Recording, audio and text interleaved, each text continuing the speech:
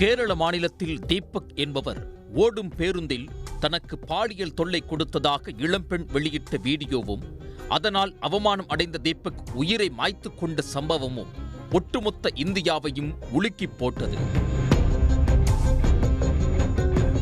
கிட்டத்தட்ட இதே போன்ற ஒரு சம்பவத்தால் பாதிக்கப்பட்ட பெண் கன்னியாகுமரியில் தற்கொலைக்கு முயன்று உயிர் பிழைத்திருக்கிறார். குமரி மாவட்டம் சுசீந்திரம் அருகே உள்ள பரப்பு விளை பகுதியைச் சேர்ந்தவர் வளர்மதி. 34 வயதான இவர் அதே பகுதியில் உள்ள தனியார் நிறுவனம் ஒன்றில் பணிபுரிந்து வந்திருக்கிறார். இவருக்கு கணவர் மற்றும் 2 பிள்ளைகள் உள்ளனர். குடும்பத்தோடு மகிழ்ச்சியாக வாழ்ந்து வந்தார்.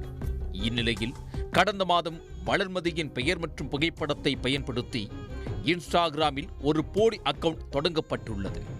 அதில் கணவரோடு வளர்மதி இருப்பதை போன்ற புகைப்படமும், அதேபோல் வேறு ஒரு ஆணோடு நெருக்கமாக இருக்கும் புகைப்படத்தையும் பதிவேற்றி ஆஃப்டர் அண்ட் நவ் என குறிப்பிடப்பட்டு இருந்தது.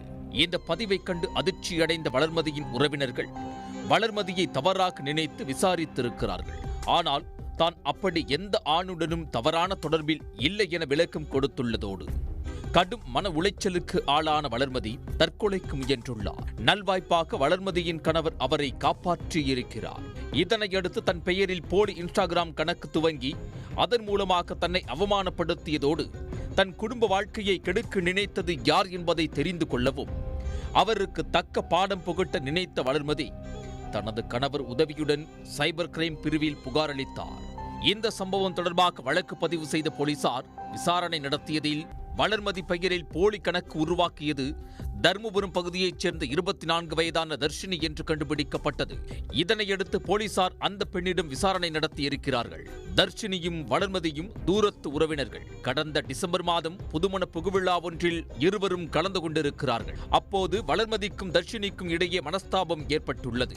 இதனால் ஆத்திரமடைந்த தர்ஷினி வளர்மதியை பழிவாங்க நினைத்திருக்கிறார். அதன் தொடர்ச்சியாகத்தான் வளர்மதி பேரில் போலி இன்ஸ்டா கணக்கு தொடங்கி போட்டோக்களை எடிட் செய்து பரப்பியிருப்பது தெரிய வந்துள்ளது. இதே பாணியில் தர்ஷினி தனக்கு பிடிக்காத பலரை இன்ஸ்டாகிராம் மூலம் பழி தீர்த்து கொண்டதாக சொல்லப்படுகிறது.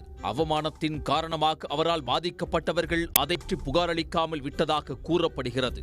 தர்ஷினி வேறு யார் யார் பெயரில் எல்லாம் போலி இன்ஸ்டாகிராம் கணக்கு தொடங்கி போலி புகைப்படங்களை பதிவிட்டிருக்கிறார் என்ற கோணத்திலும் போலீசார் விசாரித்து வருகின்றனர். கேரள மாநிலத்தில் அப்பாவி ஒருவரை தவறாக சித்தரித்து சமூக வலைதளங்களில் ரீல்ஸ் வெளியிட்ட பெண்ணால் அவர் தற்கொலை செய்து கொண்டதைப் போல குமரி மாவட்டத்தில் நிகழ்ந்துள்ள இந்த சம்பவம் பெரும் பரபரப்பை ஏற்படுத்தியுள்ளது.